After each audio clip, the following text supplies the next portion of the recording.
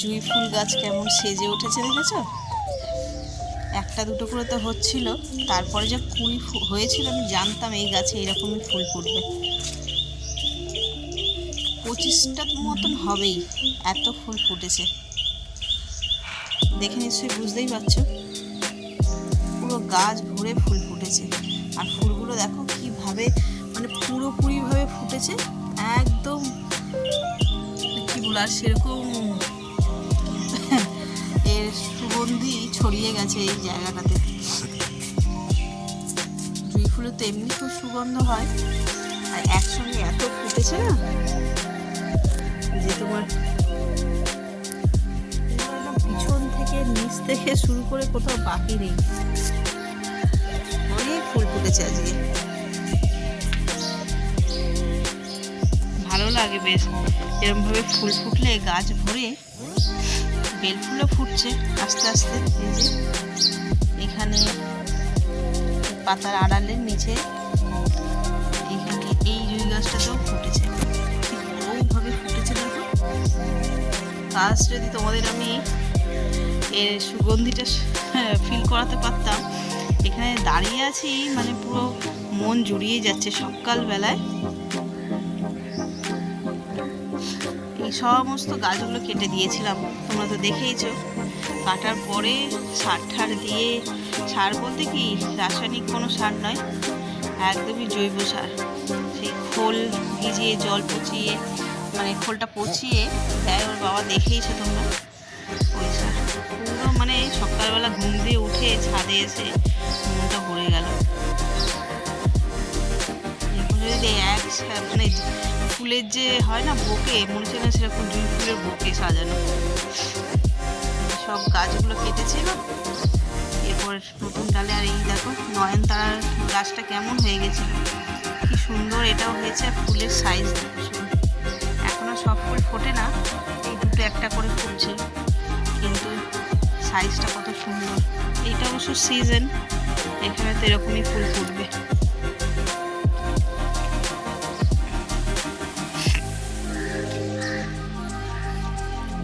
সকালবেলায় ছাদে আসলে আর নিচে যেতে ইচ্ছে করবে না।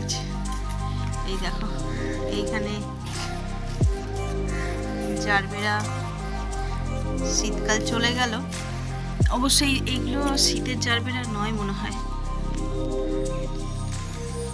এই একটা গত বছরের গাছ, স্টিল এখনো ফুল দিয়ে যাচ্ছে। এই আগাছাগুলো হয়েছে, এইগুলো না তুলে ফেলে দিতে। এইগুলো এই 9 o'clock ফুলেরই গাছ, কিন্তু এত তো লাগবে না। এত 9 o'clock নিয়ে করবোটাই বা কী? এইগুলোকে তুলে তুলে ফেলতে হবে। যে কোনো গাছের গোড়ায় এরকম আগাছা করলে না, যা সার দেবো এরাই সব টেনে নেবে। পিটুনিয়া গাছ ফাছগুলো এবার কেটে দিতে হবে। নতুন করে ডাল গজিয়ে দেখো কেমন চন্দ্রমল্লিকা ফুটছে, সব নতুন ফুল। এগুলো পুরনো যত ছিল সব মরে গেছিলো, তারপরে গাছ আবার কেটে দিয়েছিলাম, দিতে আবার দেখো কেমন চন্দ্রমল্লিকা ফুটছে। এই একটা, আর এটা দেখে তো বুঝতেই পারছো কত বড় বড় কুঁড়ি এসছে এই ফুলটার। এখানে তো ফুল ফুটেই গেছে অলরেডি। আর এই একটা, এই চারটে গাছই নতুন এবছরে, বাকিগুলো পুরনো, ওগুলো তো অত ফুল ফুটবে না।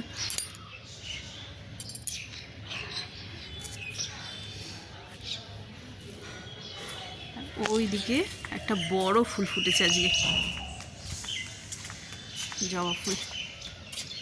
এই যে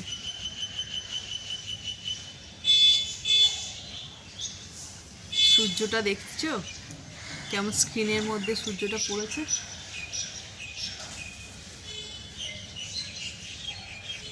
এই ফুলটা এখনো ফোটেনি, ফুটবে। এই জবাটাও ফুটবে। ওই যে সূর্যি মামা ওখান থেকে উঁকি মারছে, এমনি বোঝা যাচ্ছে না, বাট অপোজিট সাইড দিয়ে ভালো বোঝা যাচ্ছে। আর আমার সবজি বাগান ধীরে ধীরে উপরের দিকে উঠছে, এই মাচায় উঠছে আর কি, উপরের দিকে মানে মাচায়। এই যে করলা গাছটা এতটা হয়েছে, আর এই একটা গাছ, এটা মনে হচ্ছে চিচিঙ্গে হবে, আর এটা ঝিঙে। অ্যাকচুয়ালি কোনটা চিচিঙ্গে কোনটা ঝিঙে না গুলিয়ে গেছে পুরো। একসঙ্গে সবই গাছ বসিয়ে দিয়েছিলাম, আবার গামলায় বসেছি, গামলার তো রং একই।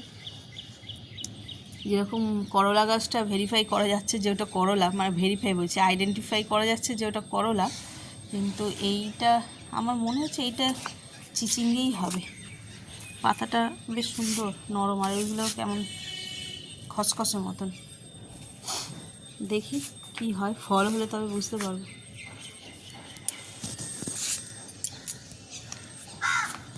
এখানে টমেটো পেকে ঝুলছে, পাখিগুলো দেখতে পাইনি। মা আসছে ফুল তুলতে।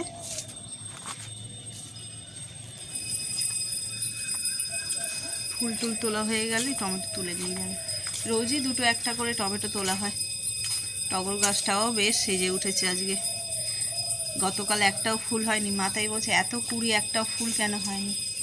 এই যে আজ দেখো একদম ভরেই গেছে গাছ। এদিকে জবা ফুলের গাছটাও বেশ অনেকগুলো ফুল ফুটেছে। এই জবা ফুল অনেকগুলো করেই ফোটে, যখন ফোটে। চলো, এই তো হলো আমার বাগানের আপডেট। সকাল সকাল ঘুম থেকে উঠে একটা সুন্দর পরিবেশে, মানে একটা সুন্দর পরিবেশ থেকে দিনটা শুরু করছি। এই দেখো এত ফুল ফুটেছে, অনেক সময় লাগবে ফুল তুলতে। কুঁজো হয়ে হয়ে ফুল তুলতে কষ্ট হবে। চেয়ারে বসে আরাম করে ফুল তুলছি। যা গোনা হলো না তো। কটা হয়েছে ওখানে? 4টে, হ্যাঁ, 5টা, 6টা, 7টা, 8টা।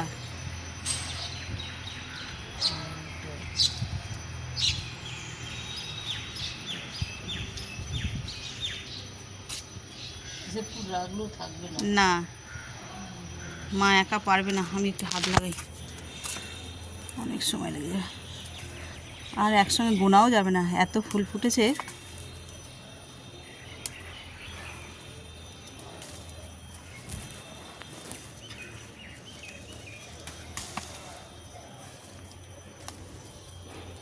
আনাচে কানাচে ঢুকে রয়েছে ফুল।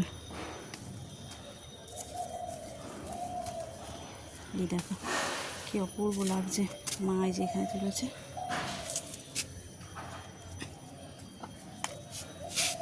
এক একটা ফুল আবার শুকিয়েও যাচ্ছে। এই যে এখানে দুখানা ফুল শুকিয়ে যাচ্ছে।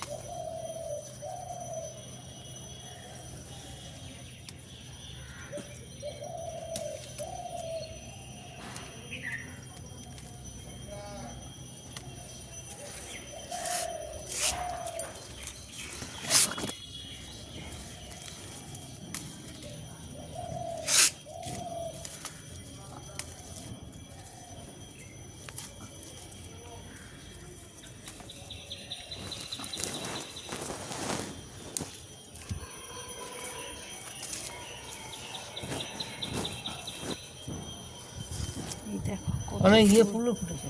কি ফুল? টগর। কালকে একটাও ফুটেছে। টগর ফুল ফুটেছে অনেক। সব ভর্তি হয়ে শুকিয়ে গেছে। এই যে দেখোনি, ওই যে কালকের এক মনে একটা ঝরে পড়েও গেছে। এত হলে ভিতরে ভিতরে হচ্ছে তো। এই যে দেখো কোথায় হয়েছে, কি করে লোকে দেখবে এত ভিতরে হলে।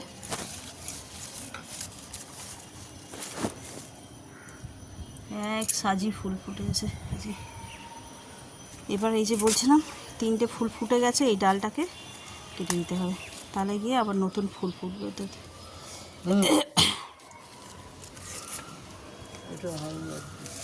হয়েছে, কুড়ি আছে, কেটে দিতে আমি কালকে দেখে গেছি।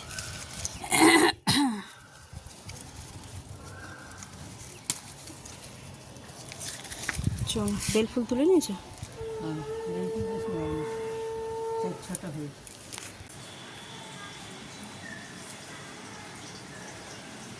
শুভ সকাল বন্ধুরা, নতুন একটা দিনে নতুন সকালে আপনাদের সকলকে স্বাগত জানাই আমার বঙ্গকুমা চ্যানেলে। আজ বুধবার, সকাল সকাল মাথায় শ্যাম্পু করে নিয়েছি, সেই যে বালি ঢুকেছে মাথায় যেন কিছুতেই পরিষ্কার হচ্ছে না। রবিবারও করেছি, তাও যেন মাথায় এরকম করে একটুখানি নখ দিয়ে চুলকালেই মনে যেন বালি। আর সব থেকে বড়ো কথা, কান যেন 2 কান ভরে বালি ঢুকে গেছে। ওই বার্ডসগুলো দিয়ে যতবারই পরিষ্কার করছি কিরকির কিরকির করছে। তো চলো, এখন উঠেছি অনেক ভোরবেলায়, ঘড়িতে বাজে 8:45, রান্না বসাবো। আর যেটা বলছিলাম, উঠেছি অনেক ভোরবেলায়, তার কারণ সেই যে একে তো ঘুরতে গেছি সেই জামা কাপড়, তারপরে শীতকাল যে গেছে সেই জামা কাপড় এখনও আমাদের কেচে তোলা হয়নি, তো সেইগুলোকে আজকেও কেচেছি। ওই জন্য একটু তাড়াতাড়ি উঠেছি, সব ভিজিয়ে রেখেছিলাম রাতের বেলাতেই। তো সকাল সকাল উঠে আগে সব কাচাকুচি করে নিয়েছি, নিয়ে মাথায় বেশ করে আবার শ্যাম্পু করেছি, করে আর চোখ মুখ দেখে বুঝতেই পারছো এখনও যেন ঘুরতে গেলে যত আনন্দ হয়, সেই ক্লান্তির নেস যেন আর মানে দূরই হয় না শরীর থেকে। হ্যাঁ, কটা দিন আবার একটুখানি রেস্ট ফেস্ট করলে ঠিক হবে। আর চুলটা ভিজে না বেশ ভালো লাগছে, মাথাটা যা গরম পড়েছে। ওখানে তো সকালের দিকে প্রচুর গরম ছিল, এই দোলটা যাওয়ার সঙ্গে সঙ্গেই যেন দুম করে গরমও ঢুকে গেল আমাদের বাংলায়। তো চলো দেখাই তোমাদের, 2 বালতি কেচেছি আজকে। এই দেখো, এইটাতে শীতের আছে, ওইটাতেও রয়েছে কিছুটা, ছেলে জার্সিও আছে। তো চলো এবার রান্নাঘরে আছে কি কি এনেছে না এনেছে সবটাই তোমাদের সঙ্গে শেয়ার করব। পুরো ব্লগটা দেখো, কেউ স্কিপ করো না। তো চলো আজকের দিনটাকে এখান থেকেই দারুণভাবে শুরু করছি। আর যত তাড়াতাড়ি পারবো কাজকর্ম সব মিটিয়ে ঘরে ঢুকে পড়তে হবে, নইলে এই যা তাপ দেখছি পুড়িয়ে ছাড়খাড় করবে। যত বেলা বাড়বে তত মানে এনার্জিটাও লস হতে থাকবে। তাহলে চলো ঝটপট রান্নাটা শুরু করে ফেলি।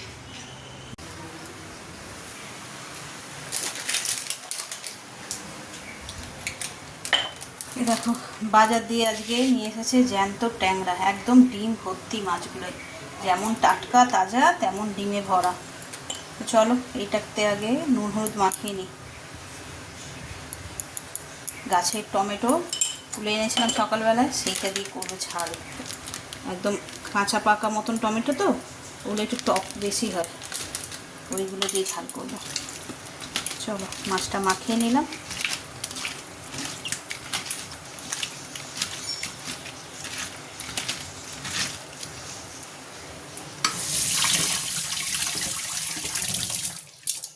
আর এদিকে আমার হয়ে গেছে এক বড় বাটি, বুঝতে পারছেন হয়তো বাটিটা, বেশ বড় বাটিটা, 1 বাটি টকের ডাল।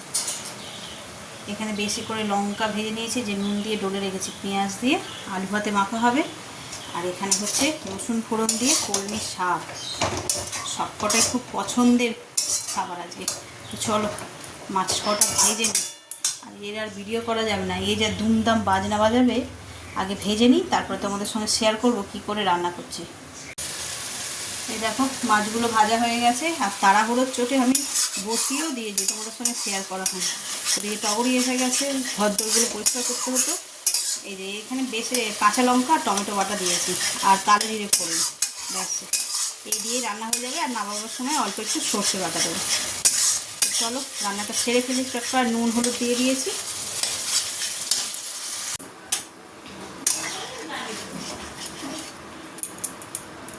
এই যে ঝোল ফুটে গেছে, এবার মাছ কাটা দিয়ে দেবো। এখানে ধনে পাতা বেছে রেখেছি।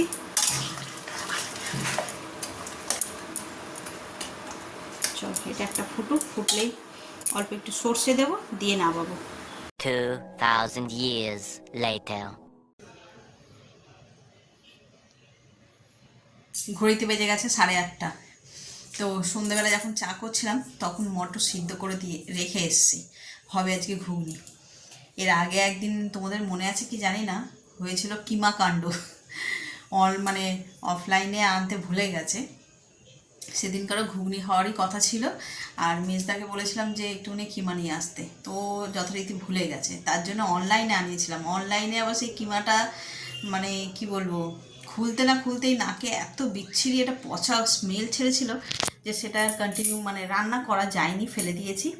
হ্যাঁ, তো সেই যে কিমা দিয়ে ঘুগনি খাবো, সেটা স্বাদই রয়ে গেছে, মানে শখটা আর কি পূর্ণ হয়নি। সেদিনকার সবারই মোটামুটি খাওয়ার ইচ্ছে ছিল, ওই জন্য মানে তড়িঘড়ি করে অনলাইনে অর্ডার দেওয়া হয়েছিল। কিন্তু সেদিনকারও ওই যে কপালে না থাকলে কপালে কি নাইকো ঘি ঠক ঠকালে হবে কি, এরকম কিছু একটা প্রবাদ বাক্য আছে। তো যাকে সেই সব ভুলে গিয়ে আজকে আবার কিমা আনা করিয়েছি, হবে আজকে কিমা ঘুগনি। ঘুগনির মটরটা আমি অলরেডি সিদ্ধ করে দিয়েছি, যেমনটা বললাম চা করতে গিয়ে সন্ধেবেলা। তো চলো চটপট যাই, তোমাদের সঙ্গে শেয়ার করি কিভাবে আমি কিমা ঘুগনিটা বানাই। তো চলো। ঘুগনিটা বানাবো বলে কড়াই তেল নিয়ে নিয়েছি, ওই যে হাত দিয়ে আবার একটু দেখেও নিলাম, বেশ গরম হয়েছে। তেলটা অল্পই নিয়েছি, তার কারণ কিমা ঘুগনি করব আর ওর মধ্যে অনেকটা চর্বি ছিল, সেই জন্য তেলটা অল্প।